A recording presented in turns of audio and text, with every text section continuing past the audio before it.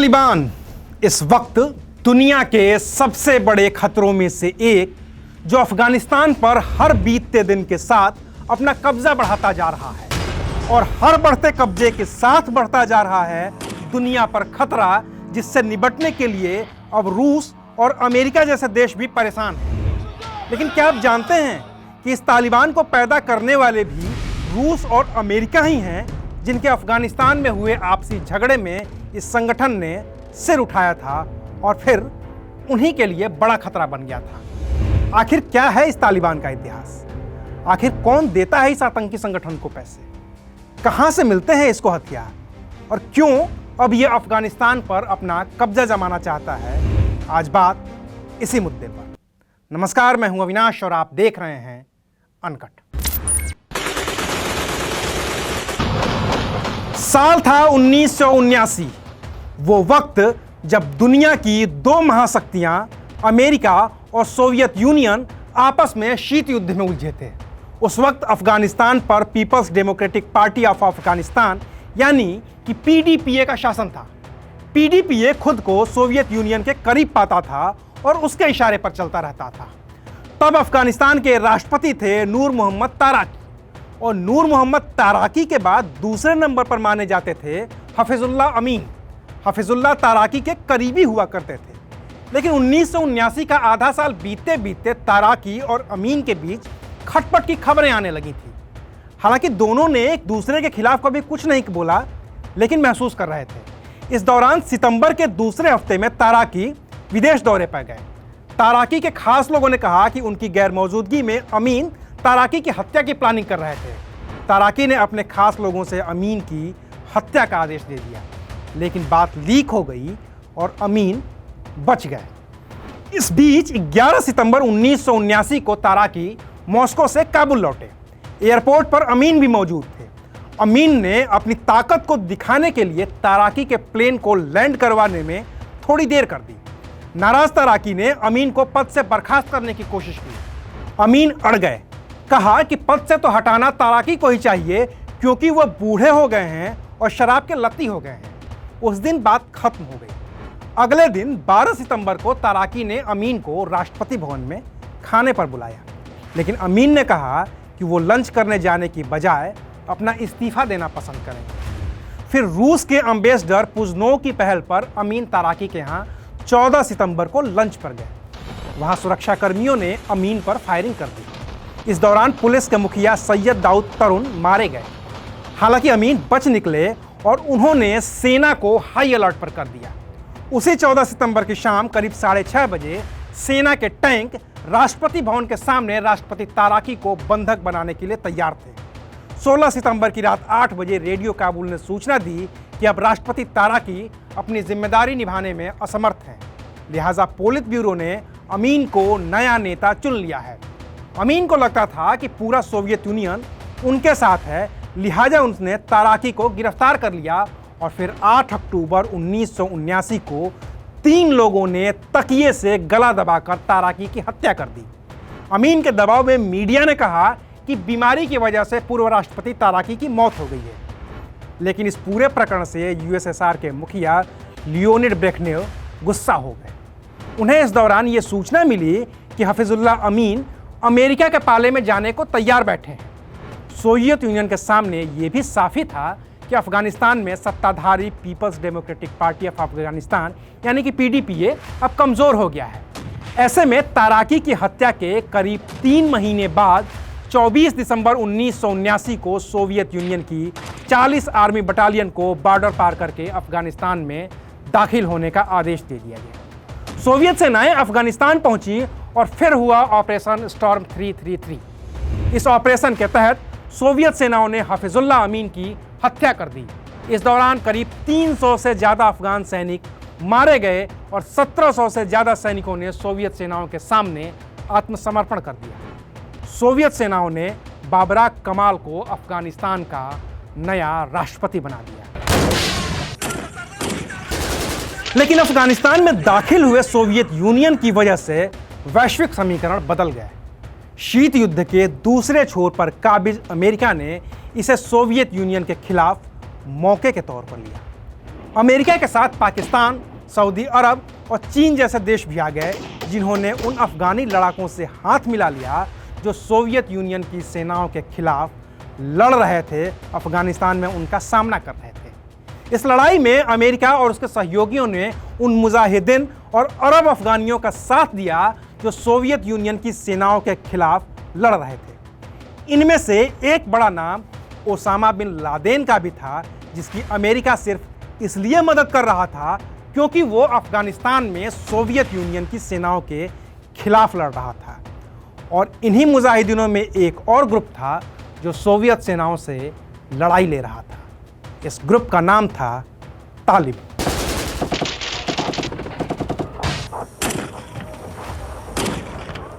जनवरी 1980 में 34 इस्लामिक देशों के विदेश मंत्रियों ने सामूहिक तौर पर मांग की कि सोवियत यूनियन की सेनाओं को अफगानिस्तान से बाहर जाना होगा। और आपको पता है कि उस वक्त भारत किसके साथ खड़ा था? भारत तब सोवियत यूनियन के साथ खड़ा था और अफगानिस्तान में सोवियत यूनियन के दाखिल होने को सही ठहरा रहा था। लेकिन अमेरिका, चीन, पाकिस्तान और दूसरे देशों ने हथियारों के साथ ही पैसे से भी मुजाहिदीनों और अरब अफगानियों की मदद करनी शुरू कर दी। अमेरिकी एजेंसी CIA ने पाकिस्तान की ISI से हाथ तक मिला लिया और नतीजा ये हुआ कि मुजाहिदीन अफगानिस्तान में मजबूत होते गए, पैसे से भी, हथियार से भी। सोवियत यूनियन का इरादा था कि 6 महीने 1 साल के अंदर अफगानिस्तान में हालात काबू में कर लेगा और फिर चला जाएगा। लेकिन ऐसा नहीं हुआ। सोवियत सेनाएं करीब 9 साल तक अफगानिस्तान में फंसी रहीं। इस बीच जब सोवियत में सत्ता बदली और मिखाइल गोर्बाचोव का शासन आया तो उन्होंने कहा कि वो धीरे धीरे करके अफगानिस्तान से अपनी सेनाओं को वापस बुला लेंगे। सबसे पहले गोर्बाचोव ने अफगानिस्तान में कारमाल को सत्ता से हटाया और अफगानिस्तान के नए राष्ट्रपति बने मोहम्मद नजीबुल्लाह। तारीख थी 30 सितंबर 1987। दोनों ही देशों में सत्ता बदल चुकी थी और अब बारी थी शांति बहाली की कोशिश की। इस लड़ाई में 5 लाख से ज़्यादा लोग मारे जा चुके थे और 60 लाख से ज़्यादा लोग अपने घर बार छोड़कर पाकिस्तान और ईरान की तरफ कूच कर चुके थे। लिहाजा संयुक्त राष्ट्र संघ ने मामले में दखल दिया। अमेरिका ने कहा कि अगर सोवियत यूनियन अफगानिस्तान में अपनी फौजें हटा लेगा तो अमेरिका पाकिस्तान के जरिए अफगानिस्तान के मुजाहिदीनों की मदद नहीं करेगा। दोनों देशों ने इस बात पर राजी होने के लिए करीब करीब 3 साल का वक्त लिया। फाइनली 14 अप्रैल 1988 को संयुक्त राष्ट्र संघ के मुख्यालय जेनेवा में अफगानिस्तान और पाकिस्तान के बीच एक समझौता हुआ, जिसमें अमेरिका और रूस के भी प्रतिनिधि मौजूद थे। रूस ने अपनी सेना को वापस बुलाने की शुरुआत कर दी तो अमेरिका ने भी मदद रोकने की बात कर दी। सोवियत यूनियन को अफगानिस्तान से बाहर निकलने में करीब करीब 1 साल का वक्त लग गया, लेकिन अफगानिस्तान में शांत बहाल नहीं हुई। अफगानिस्तान के राष्ट्रपति मोहम्मद नजीबुल्लाह ने खुद को और अपनी सरकार को कम्युनिज्म से ज़्यादा इस्लाम के करीब दिखाने की कोशिश की, लेकिन मुजाहिदीनों और मोहम्मद नजीबुल्लाह सरकार के बीच संघर्ष चलता ही रहा। सोवियत सेनाएं फरवरी 1989 तक अफगानिस्तान के बाहर चली गईं और तब मार्च में मुजाहिदीनों के समूह ने अफगानिस्तान में हमले की कई कोशिशें की जो नाकाम हो गई। वो लगातार लड़ते रहे थे, लेकिन अब उनके पास कोई काम नहीं था। इस बीच दिसंबर 1991 में सोवियत संघ रूस के टुकड़े हो चुके थे। अब वो USSR नहीं बल्कि सिर्फ रूस था। वो कमज़ोर पड़ चुका था। जब वो खुद की मदद नहीं कर सकता था तो अफगानिस्तान की कहाँ से ही कर पाता। लिहाजा अफगानिस्तान में राष्ट्रपति मोहम्मद नजीबुल्लाह अलग थलग पड़ गए। उन्हें रूस से मिलने वाली हर तरह की मदद भी बंद हो गई। अफगानिस्तान की सरकार और सेना को रूस की आदत पड़ी हुई थी। जब मदद बंद हो गई तो सेना और सरकार दोनों ही कमज़ोर पड़ गए। अफगानिस्तानी एयरफोर्स के पास तो फाइटर प्लेन में भरने के लिए तेल भी नहीं बचा।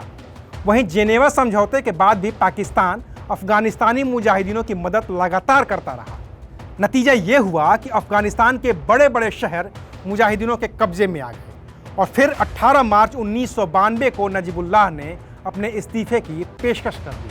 अफगानिस्तान में संयुक्त राष्ट्र संघ की देखरेख में अंतरिम सरकार के गठन की बात शुरू हो गई। नजीबुल्लाह संयुक्त राष्ट्र संघ की 7 लोगों की काउंसिल को अफगानी सत्ता को सौंपने के लिए राजी हो गए। अभी ये होता उससे पहले ही मुजाहिदीनों ने काबुल पर कब्जा कर लिया और नजीबुल्लाह को इस्तीफा देना पड़ गया। वो संयुक्त राष्ट्र संघ के एक बेस में जाकर छिप गए।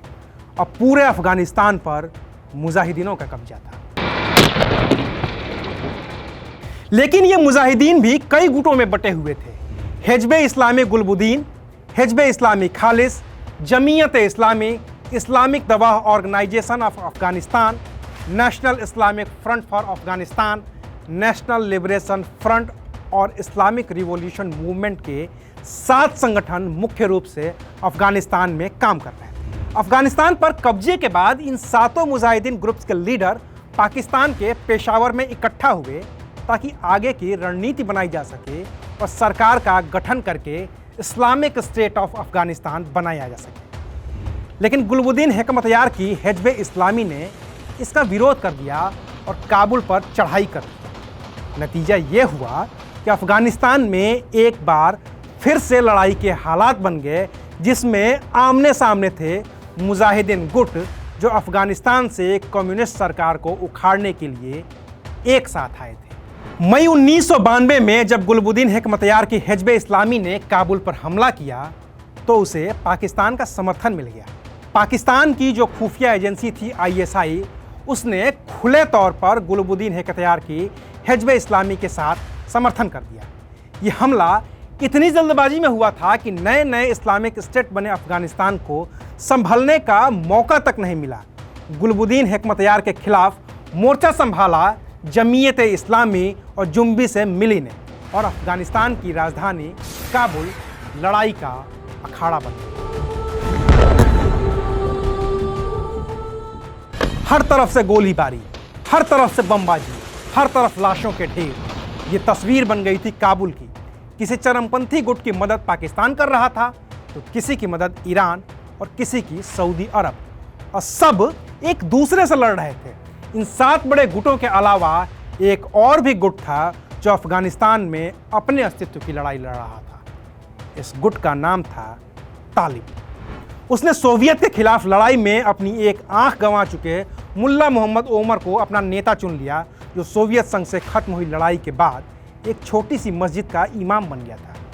लेकिन तालिब मुजाहिदीन के ग्रुप ने उसे अपना नेता बना दिया और फिर एक नए संगठन ने अफगानिस्तान में जन्म लिया जिसका नाम था तालिबान।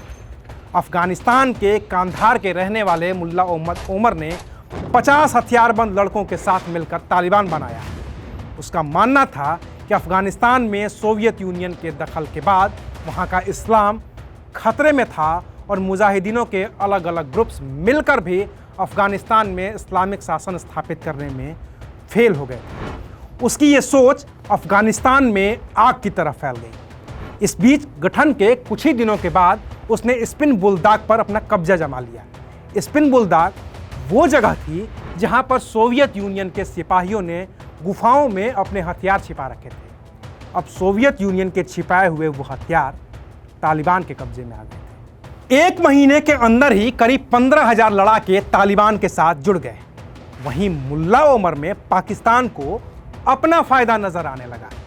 उसने मुल्ला ओमर के तालिबान को मदद करनी शुरू कर दी, हथियार से भी और पैसे से भी, ताकि जब मुल्ला ओमर अफगानिस्तान पर कब्जा कर ले तो पाकिस्तान उसका फायदा उठा सके। इसके लिए पाकिस्तान की खुफिया एजेंसी ISI काम पर लग गई। इन सब की मदद से 3 नवंबर 1994 को तालिबान ने कांधार शहर पर हमला किया। 2 महीने के अंदर ही तालिबान ने अफगानिस्तान के 12 प्रांतों में अपना कब्जा जमा लिया। इस दौरान जो मुजाहिदीन आपस में ही लड़ते रहते थे, एक दूसरे पर हमला करते रहते थे, उन्होंने भी तालिबान के आगे सरेंडर कर दिया। 1995 के शुरुआत में ही अपनी सफलता से उत्साहित तालिबान ने काबुल पर बमबारी शुरू कर दी। लेकिन तब इस्लामिक स्टेट ऑफ अफगानिस्तान के सैनिक मुखिया रहे अहमद शाह मसूद की सेनाओं ने तालिबान को मात दे दी और काबुल से खदेड़ दिया। करीब 1.5 साल की तैयारी के बाद तालिबान ने फिर से हमला किया। शुरुआत हुई 26 सितंबर 1996 से और एक दिन के बाद ही 27 सितंबर 1996 को काबुल पर तालिबान का कब्जा हो गया और इसके साथ ही अफगानिस्तान के और भी बुरे दिन शुरू हो गए। तालिबान ने करीब 5 साल तक अफगानिस्तान पर अपना कब्जा जमाए रखा। वो अफगानिस्तान में शरिया लागू करने की कोशिश करता रहा। इस दौरान अफगानिस्तान की हालत बेहद खराब हो गई। न पीने के लिए साफ पानी था और न ही सड़कें, न बिजली, न अस्पताल और न ही स्कूल। आम लोगों पर सख्त कानून थोप दिए गए। हत्या और रेप के लिए सार्वजनिक तौर पर फांसी दी जाने लगी। चोरी करने पर अंग भंग किया जाने लगा। पुरुषों के लिए दाढ़ी रखना जरूरी हो गया। महिलाओं को बिना बुर्के के बाहर निकलना प्रतिबंधित कर दिया गया। टीवी, म्यूजिक और सिनेमा पर भी रोक लग गई। 10 साल या उससे ज्यादा उम्र की लड़कियों की पढ़ाई पर भी बैन कर दिया गया। करीब 20 साल से देश के अंदर ही लड़ाई झेल रहे आम अफगानियों के लिए कोई रास्ता नहीं सूझ रहा। इस बीच साल 2001 में 11 सितंबर को अमेरिका के वर्ल्ड ट्रेड सेंटर पर अलकायदा ने हमला कर दिया और इस इमारत को जमींदोज कर दिया। ये वारदात की थी ओसामा बिन लादेन ने। उसी ओसामा बिन लादेन ने जो 1979-80 में अफगानिस्तान में सोवियत संघ की सेना के खिलाफ लड़ रहा था, तो अमेरिका उसकी मदद कर रहा था। और अब उसी लादेन ने अमेरिका पर आतंकी हमला किया तो अमेरिकी राष्ट्रपति जॉर्ज डब्ल्यू बुश का खून खौल उठा। 20 सितंबर को जॉर्ज डब्ल्यू बुश ने ऐलान किया कि अफगानिस्तान पर तालिबान का शासन गलत है और तालिबान को अलकायदा के सभी नेताओं को अमेरिका को सौंपना ही होगा। तालिबान को अमेरिका की बात नहीं ही माननी थी तो वो नहीं माना। उल्टे तालिबान के पाकिस्तान में एम्बेसडर अब्दुल सलीम जलीफ ने कह दिया कि लादेन तो इस हमले में शामिल ही नहीं है। नतीजा ये हुआ कि अमेरिका ने 7 अक्टूबर 2001 को अफगानिस्तान पर बमबारी शुरू कर दी। इसमें अमेरिका को ब्रिटेन, कनाडा और दूसरे नाटो देशों का भी साथ मिल गया। अमेरिका की एजेंसी CIA की स्पेशल एक्टिविटीज़ डिवीज़न अफगानिस्तान में दाखिल हो गई और फिर शुरू हुई टारगेट किलिंग। अमेरिका और ब्रिटेन की सेनाओं ने तालिबान के नेताओं को चुन चुनकर निशाना बनाना शुरू किया। अब तक करीब 1,75,000 लोगों की मौत हुई है। इसमें आम अफगानी भी शामिल हैं और नागरिक भी। साल 2018 से अमेरिका ने तालिबान के साथ बातचीत की कोशिश की। कोशिश इस बात की कि अब सब पहले की तरह हो जाए, हिंसा रुक जाए, लेकिन बात पटरी पर नहीं आ सकी। फिर मार्च 2020 में आखिरकार अमेरिका और तालिबान के बीच समझौता हो गया। इसमें कहा गया कि नाटो सैनिक 14 महीने के अंदर अंदर अफगानिस्तान से बाहर निकल जाएंगे और फिर नाटो सैनिकों के लौटने की प्रक्रिया शुरू हो गई। इस बीच अमेरिका में सत्ता बदल गई और जो बाइडन अमेरिका के राष्ट्रपति बन गए। उन्होंने ऐलान किया कि 11 सितंबर 2021 तक अफगानिस्तान से सभी अमेरिकी सैनिक अपने वतन लौट आएंगे। और यहीं से तालिबान ने फिर से सिर उठाना शुरू कर दिया। नाटो सैनिकों के दबाव में जो संगठन थोड़ा कमज़ोर होता दिख रहा था, उन नाटो सैनिकों के अफगानिस्तान से बाहर निकलने के साथ ही बेहद मजबूती के साथ सिर उठाने लगा है। उसने काबुल और उसके आसपास के इलाकों पर अपना कब्जा जमा लिया है और अब वो दावा कर रहा है कि अगले कुछ ही दिनों में पूरे अफगानिस्तान पर कब्जा कर लेगा। और अगर ऐसा होता है तो ये किसी और के लिए चाहे छोटा झटका हो या बड़ा, लेकिन अमेरिका के लिए किसी सदमे से कम नहीं होगा, क्योंकि उसने लगातार 20 साल तक तालिबान से लोहा लिया है और इसके बावजूद वो तालिबान का खात्मा नहीं कर सका है। अफगानिस्तान और तालिबान के मुद्दे पर आज के लिए बस इतना ही। इस मामले में लगातार अपडेट्स आ रही हैं और जो भी बड़ी खबरें होंगी वो हम वीडियो के जरिए आप तक पहुंचाते रहेंगे। देखते रहिए अनकट। शुक्रिया।